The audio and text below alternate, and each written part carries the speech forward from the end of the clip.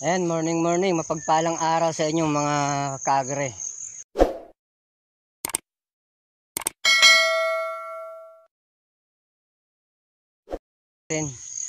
Dahil po tayo ay sumabak na naman sa pagdidilig. Dahil nga po sa hindi pa po natapos yung gagawin na patubig.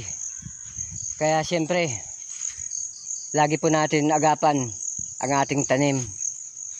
Kaya nga po sa kulang pangasawas, pero ilang araw, ito na, giginhawa na sa pagdidilig. Kasi nga, matatapos na ang patubig natin dyan na pinapagawa.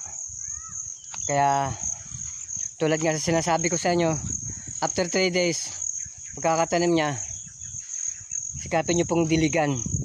Pag sa umaga, ang pagdidilig po niyan, dahil mga guys, mga kaparmer, hindi biro ang pag-aalaga at hindi biro na sumaba ka sa ganitong negosyo.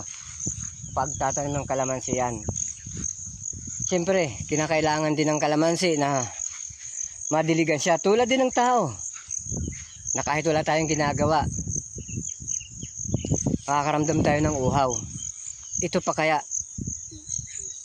mga puno na natutuyo ang lupa, kaya kinakailangan at humihingi rin siya ng tubig upang makainom siya.